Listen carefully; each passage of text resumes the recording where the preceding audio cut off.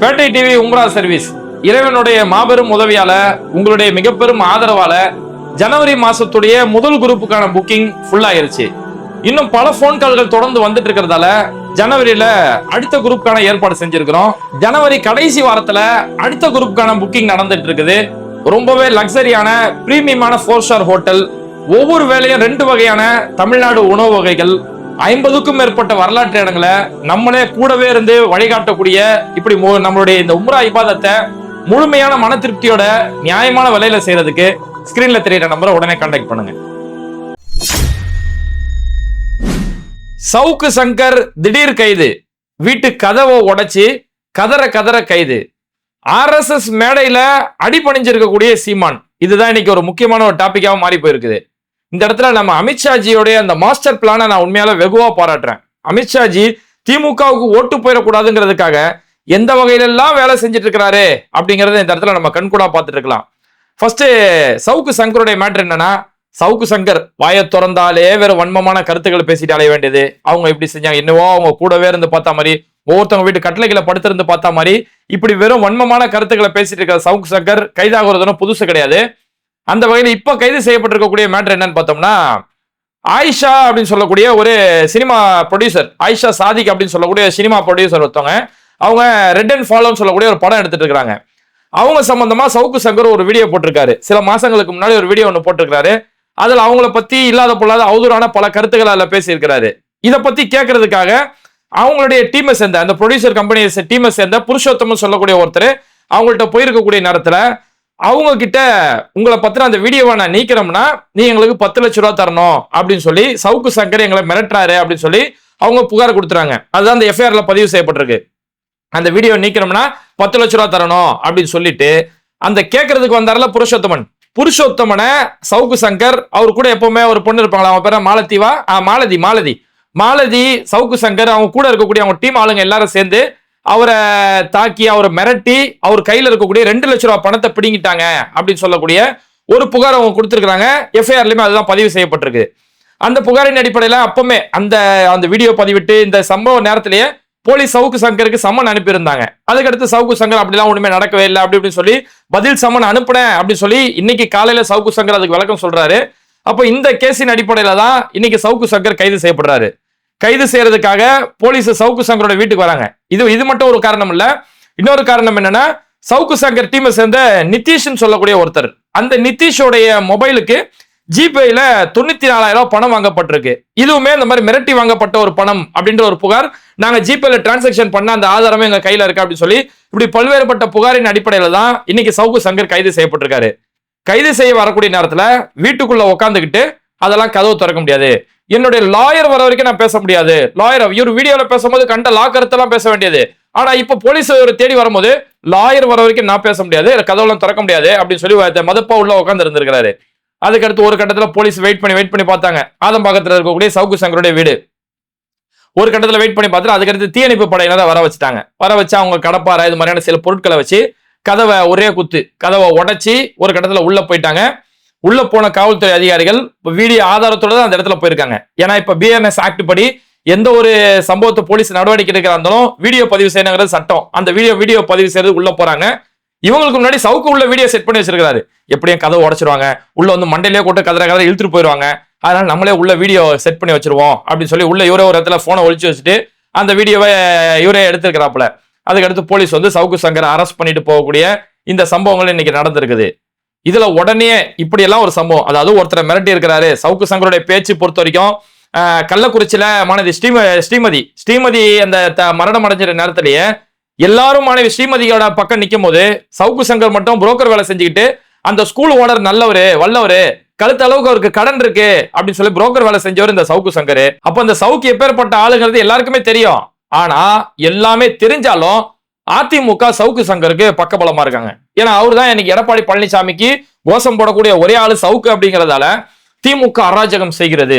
சவுக்கு சங்கர் என்ன தீவிரவாதியா, அவர் ஒரு ஊடகவியலாளர் தானே, அவரை எப்படி கைது செய்ய வேண்டுமா அப்படின்னு சொல்லி அதிமுக சேர்ந்தவங்க, அதாவது சவுக்கு சங்கர் திமுக விமர்சிச்ச காரணத்தால திமுக அநியாயமா கைது செஞ்சிருச்சான். இதுல திமுகன்னு சொல்லி ஒரு கேரக்டரே கிடையாது. சவுக்கு சங்கர் திமுக பத்தி அபாண்டமா பேசும்போது கூட அந்த தனிப்பட்ட விரோதத்துக்காக இன்னைக்குமே சவுக்கு சங்கரை கைது செய்யல. திமுக அந்த அளவுக்கு ஜனநாயக தன்மையோட நடந்துக்கிறாங்க. இதற்கு முன்னாடி சவுக்கு கைது செய்யும் போதுமே ஓய்வு பெற்ற நீதிபதிகள் அவங்க வீட்டு வேலைக்காரி பெண்களோட தப்பா நடந்துக்கிறாங்க அப்படின்ற கருத்து சொன்னதாலையும், காவல்துறை பெண் அதிகாரிகள் அவங்களுடைய பதவி உயர்வுக்காக ப்ரொமோஷனுக்காக மேலதிகாரிகளோட அட்ஜஸ்ட் பண்ணிக்கிறாங்க, இது மாதிரியான கொச்சையான கருத்துக்கள் பேசப்பட்டதாலதான் இதற்கு முன்னாடியே கைது செய்யப்பட்டாரு. இன்னைக்கு கைது செய்யப்படுறதும் ஒருத்தவங்களை மிரட்டி பணம் பறிச்சாரு அப்படின்ற காரணத்தை அந்த புகாரின் அடிப்படையில் தான் இன்னைக்கு கைது செய்யப்பட்டிருக்காரு. அப்போ இதுல திமுகன்னு ஒரு ரோலே கிடையாது. ஆனா அதிமுக என்ன செய்யறாங்கன்னா, திமுகவுடைய அராஜகம், உங்களை எதிர்த்து பேசினா கைது செய்வீங்களா அப்படின்னு சொல்லி இவங்க சின்ன பிள்ளைத்தனமான வாதங்களை முன்வைக்கிறாங்க. இத கூட இப்ப புதுசா அரசியல்ல உள்ள போகுதுன்னு அணில் குஞ்சுங்க. இவங்க ஒரு பக்கம் சவுக்கு சங்கர் கருத்துகள் 1000 இருந்தாலும், கருத்து வேறுபாடுகள் 1000 இருந்தாலும் சவுக்கு சங்கரை கைது செய்தது அராஜகம் அப்படிங்கிறாங்க. சவுக்கு சங்கர் பேசின ஏதாவது ஒரு நியாயம் இருக்குதா? முதல்ல ஏதாவது நியாயம் இருக்குதா அதை நீ சொல்லு. ஒண்ணுமில்ல. இதே கரூர் சம்பவத்தை எடுத்துவாங்களேன். கரூர் சம்பவத்துல 41 உயிர்கள் அநியாயமா பலியான பிறகு விஜய் எனக்கு என்ன அக்கறை இல்லாம ஓடி போய் ஒளிஞ்சுக்கிட்டாரா? அந்த 41 உயிர்களை வச்சு இந்த சவுக்கு சங்கர் எப்பேற்பட்ட புரோக்கர் வேலை செஞ்சார் தெரியுமா? எடப்பாடி பழனிசாமி காலைல 7 மணிக்கு வருவாரு. அவர் வரதுக்குள்ள எல்லாத்தையுமே போஸ்ட்மார்டம் பண்ணி முடிச்சுட்டு எல்லாத்தையுமே கூட்டி பெருக்கி விட்டு எல்லாத்தையும் கிளியர் பண்ணி விட்டுரும் அப்படின்னு ஆர்டர் கொடுத்துருக்கானுங்க. அப்ப அவனுக்கு எப்படி போலீஸ் போஸ்ட்மார்டம் பண்ணிப்பா நீயே பாத்துக்கோ அப்படின்னு சொல்லி இவர் கேட்கறது.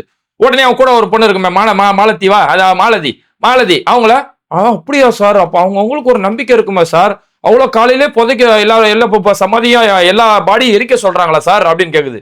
உடனே இவர் சொல்றாரு, ஆமா எந்த பாடியுமே புதைக்க கூடாது, எல்லாத்தையுமே எரிச்சிடணும், அது விடிய காலைல 6 மணிக்கு எல்லாத்தையுமே முடிச்சிடணும், 7 மணிக்கு எடப்பாடி வர்றாரு அதுக்குள்ள எல்லாத்தையும் முடிச்சிடணும் அப்படின்னு சொல்லி கொச்சையான கருத்தை பேசுனதுதான் இந்த சவுக்கு சங்கர். ஆனா அங்க போஸ்ட்மார்டம் நடந்தது மறுநாள் மாலை 4 மணி வரைக்கும் போஸ்ட்மார்டம் நடந்ததுன்றது எல்லா ஊடகங்களும் இன்னைக்கு ஆதாரம் இருக்குது.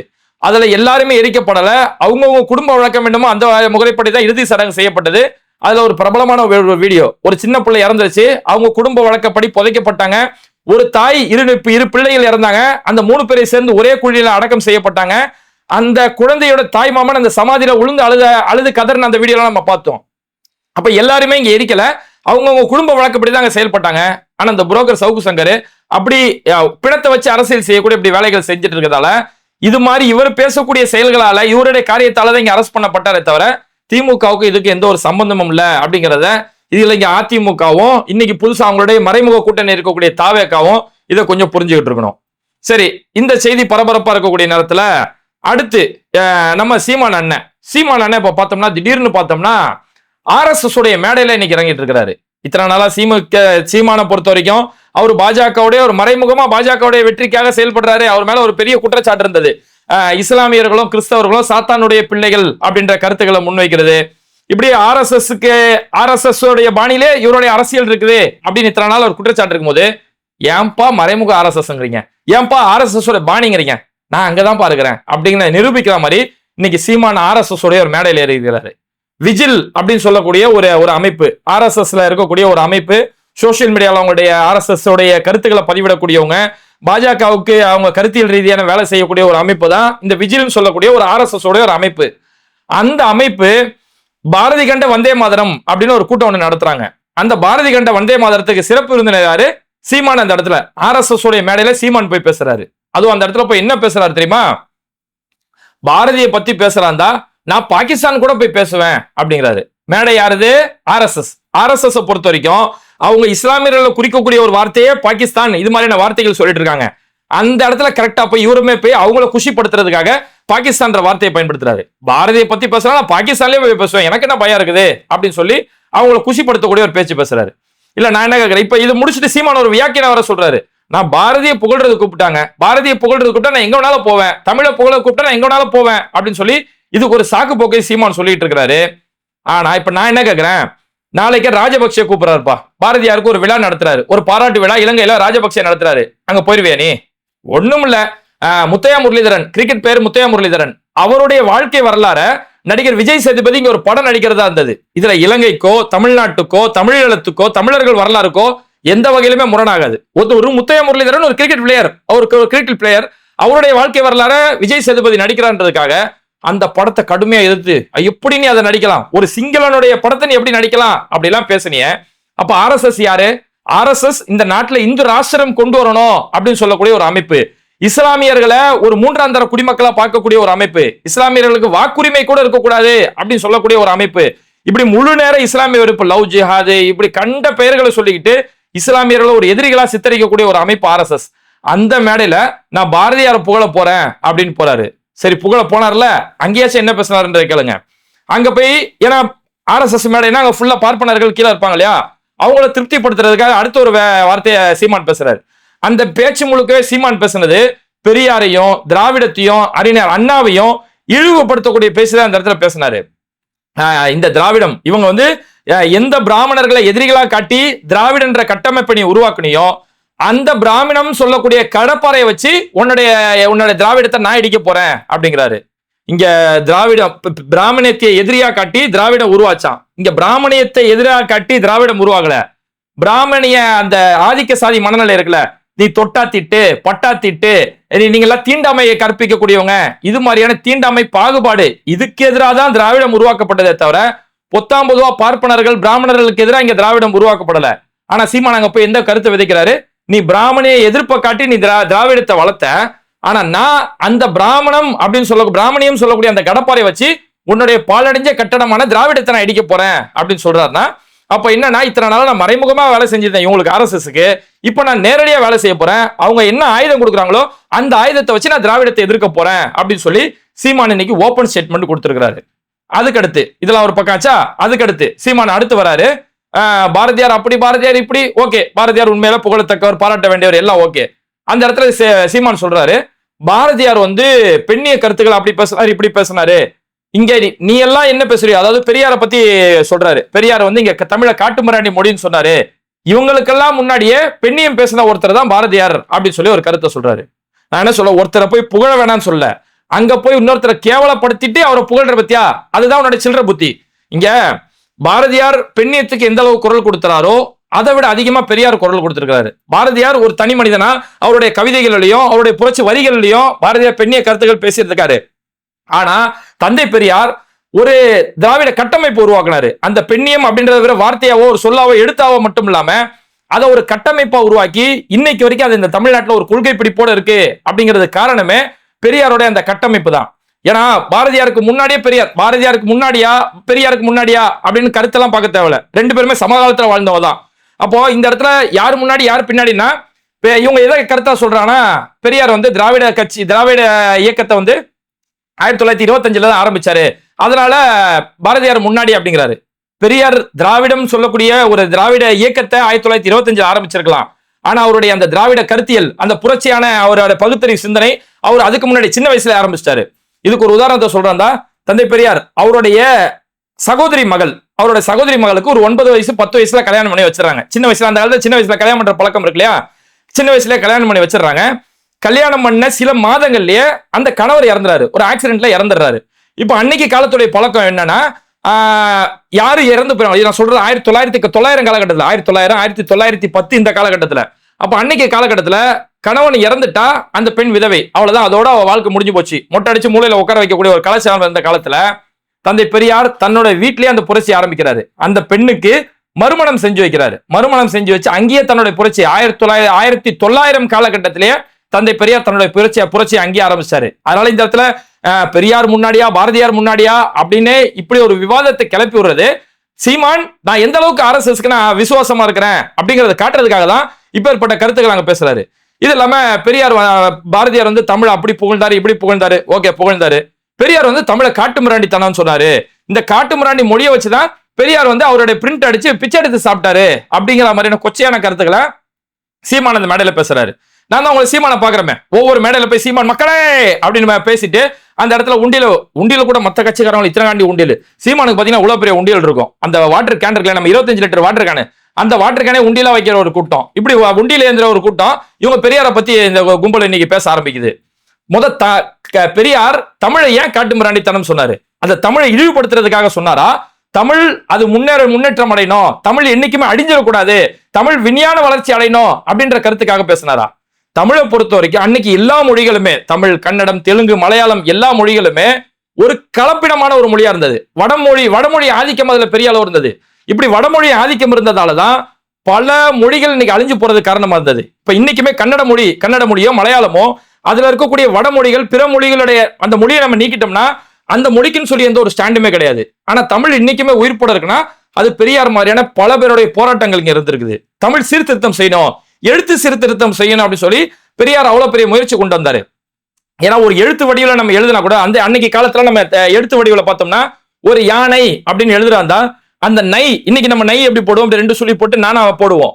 ஆனா அன்னைக்கு எப்படி இருந்துச்சு, அந்த நா அப்படின்ற வார்த்தைக்கு மேல ஒரு யானை சுழி இருக்கும், ஒரு யானை சுழி இந்த மாதிரி இருக்கும். அப்ப இப்படிப்பட்ட வார்த்தைகள் இருந்தா அது அச்சுக்கோர்வையில வராது. ஏன்னா இன்னைக்கு கம்ப்யூட்டர் லெவல்லயோ ஒரு பேப்பர் லெவலையோ எல்லாம் வந்தாலுமே இதற்கு முன்னாடி பிரதி அச்சடிக்கக்கூடிய ஒரு முறை இருந்தது. அப்ப அந்த அச்சு அடிக்கக்கூடிய அந்த முறையில நை இப்படி மேல சுழிச்சிருந்தா அது 2 வரியை போய் பிடிக்கும். அப்போ ஒரு எழுத்து, ஒரு புத்தக எழுத்து கோர்வை வடிவம் வராதுன்னு சொல்லி இப்படி பல சிக்கல்கள் இந்த இடத்துல இருக்குது. அதனால எழுத்து சீர்திருத்தம் கொண்டு வரணும். அதனால இதெல்லாம் காரணமாக காட்டிதான் இது காட்டுமிராண்டியா இருக்குது. இது இப்படி இருந்தா இந்த மொழி அழிஞ்சு போயிருமே, பல மொழிகள் அழிஞ்சு போன மாதிரி இது அழிஞ்சு போயிருமே அப்படின்னு தமிழ் மேல கொண்ட கவலை. இது இல்லாம இங்க தமிழுடைய அடையாளமா அன்னைக்கு இதிகாசங்கள் புராணங்கள் எல்லாமே இருந்தாலும் இது ஒரு மத நம்பிக்கையோட கலப்படமா இருக்குது. ஒரு மத நம்பிக்கையோட கலப்படமா, பல மூட நம்பிக்கைகளோட கலப்படமா இருந்துட்டு இருக்குது. இது விஞ்ஞான ரீதியா அப்படியே இருந்தா விஞ்ஞான ரீதியா வளர்ச்சி அடையாது. இந்த மொழி முன்னேறினாதான் இந்த மக்கள் முன்னேற முடியும். அப்படிங்கிறதுக்காக தான் பெரியார் என்ன சொன்னார்னா இது காட்டு மிராண்டி அப்படிங்கிற, அதாவது தான் பிள்ளையை திருத்துறதுக்காக வார்த்தை சொல்லுவாங்களே, ஏன் தான் பிள்ளையை திருத்துறதுக்காக ஒரு தந்தை திட்டி அதட்டி எப்படி சொல்லுவாங்களோ அப்பேற்பட்ட வார்த்தை தான் இங்க இந்த இடத்துல பெரியார் பயன்படுத்தினாரு. அந்த மாதிரி மொழி சீர்திருத்தம் தமிழ் பெரியார் இந்த அளவுக்கு தமிழ மொழி சீர்திருத்தம் செய்யணும், எழுத்து சீர்திருத்தம் செய்யணும்னு சொன்னதாலதான் எம்ஜிஆரோட ஆட்சி காலத்துல 1978 எழுத்து சீர்திருத்தம் கொண்டு வந்து இன்னைக்கு வரைக்கும் அது இருக்கு. அதனாலதான் பெரியார் சொன்னாரு ஆங்கிலம் வெறும் 26 எழுத்து மட்டுமே, 26 எழுத்து இருக்கிறதால அது ஒரு நல்ல முறையில எல்லாராலையும் படிக்கக்கூடிய ஒரு முறை இருக்கு. இந்த மாதிரி தமிழ் இருக்கணும், இல்லைன்னா தமிழ் மொழி அழிஞ்சு போயிடும் அப்படின்னு சொல்லி அந்த மொழி மேல இருக்கக்கூடிய அக்கறை. அதனாலதான் பெரியார் குடியரசு, விடுதலை எல்லா இதழ்களையுமே தமிழ்ல அவ்வளவு முக்கியத்துவம் கொடுத்து எழுதினாரு. திருக்குறளுக்கு மாநாடு நடத்தினார் பெரியார். இந்த தமிழுக்கு எதிராக இங்க இந்தி திணிப்பு வருது, அந்த இந்தி திணிப்பை முதலாம் களத்துல போய் எதிர்த்தவர் பெரியார். இப்படி இந்த தமிழுக்காக செய்ய வேண்டிய எல்லா உரிமைகளையுமே தந்தை பெரியார் இந்த இடத்துல செஞ்சாரு. இங்க ஏன் காட்டுமிராண்டி மொழினா இந்த மொழி அழிஞ்சு போயிடக்கூடாதுன்னு சொல்லி தான் பிள்ளைய எப்படி ஒரு திட்டி அதட்டி சொல்லுவோமோ அப்படி ஒரு அக்கறையில உரிமையில சொன்ன ஒரு வார்த்தை. ஆனா அந்த சீமான் இதை கொண்டு போயிட்டு அங்க RSS உடைய மேடையில போயிட்டு பெரியாரை இழிவுபடுத்தி இந்த மாதிரியான கருத்துக்களை இன்னைக்கு சீமான் பேசிட்டு இருக்காரு. இதே சீமான் முஸ்லிம்கள் கிறிஸ்தவர்கள் சாத்தானோட பிள்ளைன்னு இதே சீமான் பேசியிருக்கிறாரு. அப்ப அதுக்கு என்ன சொல்லுவேன், அதுக்கடுத்து நீ ஒரு விளக்க வியாக்கியான சொல்றல, நீங்க திமுக ஓட்டு போறீங்க, திமுக டாஸ்மாக் எல்லாம் நடத்துது, சாராயம் எல்லாம் சாத்தானுடைய ஒரு வேலை தானே, அதனால நான் இப்படி சொன்னேன். அப்ப நீ சொன்ன அதுக்கு விளக்கம், அடுத்தவங்க சொல்ல அதுக்கு பேர் என்ன? இது மாதிரியான தன்னோட விசுவாசம். இது வரைக்கும் இவர் மறைமுகமா செயல்பட்டார், இவருக்குன்னு ஒரு மெஜாரிட்டி இருந்தது. இதுக்கு அடுத்து சீமான் இங்க செல்லா காசு ஆகி போயிட்டாரு. இதுக்கு முன்னாடி 8% வாக்கு வங்கி இருக்குது சீமானுக்கு அப்படின்ற ஒரு கருத்து இருந்தது இல்லையா, இனி சீமான் களத்துல செல்லா காசு. அதனால வேற வழி இல்ல, தம்பி வேஷத்தை கலைச்சர் ராஜா, இனி வாய்ப்பு இல்ல ராஜா அப்படிங்கிற மாதிரிதான் இன்னைக்கு சீமான நேரடியா களத்துல இறக்கிட்டாங்க அப்படிங்கிற கருத்து தான் இன்னைக்கு இது மூலமா நம்மளால புரிஞ்சுக்க முடியுது. ஒட்டுமொத்தத்துல என்னன்னா அமித்ஷாஜி பல வகையில இங்க திட்டம் போட்டுக்கிட்டு இருக்கிறாரு. எப்படியாவது இங்க சீமான வழியா எல்லாரோட டார்கெட் போய் நல்லா நோக்கி பாருங்களேன். பாஜக இங்க எதிர்க்கிறது திமுகவை, அதிமுக இங்க எதிர்க்கிறது திமுகவை, நடிகர் விஜய் புதுசா கட்சி ஆரம்பிச்சு வராரு, அவரு எதிர்க்கிறது திமுகவை, புதுச்சேரிக்கு போனாலும் அங்கிருந்து பேசுறது திமுகவை, சீமான் எதிர்க்கிறது திமுகவை, திமுக ஆட்சியில இருந்தாலும் சரி ஆட்சியில இல்லைனாலும் சரி சீமான் எதிர்க்கிறது திமுகவை. இப்படி எல்லாருமே ஒரு சேர ஒண்ணு சேர்ந்து இந்த திமுக மட்டும் டார்கெட் பண்றாங்கன்னா திமுக ஒரு கொள்கை அடிப்படையில் இங்க செயல்பட்டு இருக்குது. அந்த திமுக ஆட்சியில இருந்து அகற்றினா மட்டுமே நம்மளுடைய கொள்கைகளை இங்க ஆட்சி வடிவில் கொண்டு வர முடியும் அப்படிங்கிற ஒரு நோக்கத்துக்காக இங்க பல்வேறுபட்ட சூழ்ச்சிகள், பல நடிகர்கள், பல மாறுவேடதாரிகள் எல்லாராலையுமே இங்க மிகப்பெரிய சூழ்ச்சி நடக்கிறது தான் இந்த நிகழ்வுகள் மூலமா நம்மளால புரிஞ்சுக்க முடியுது.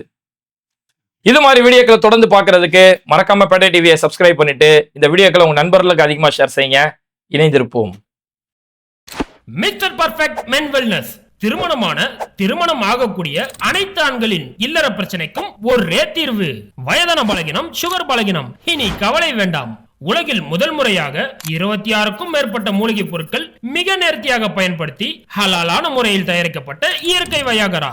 1,00,000க்கும் மேற்பட்ட திருப்திகரமான வாடிக்கையாளர்கள், 1000க்கும் மேற்பட்டோருக்கு குழந்தை பாக்கியமும் கிடைத்துள்ளது. நமது தமிழ்நாட்டில் துவங்கிய நிறுவனம் இன்று உலகம் முழுக்க பயணிக்கிறது. மேலும் விவரங்களுக்கு கீழுள்ள எண்ணை அணுகுங்கள்.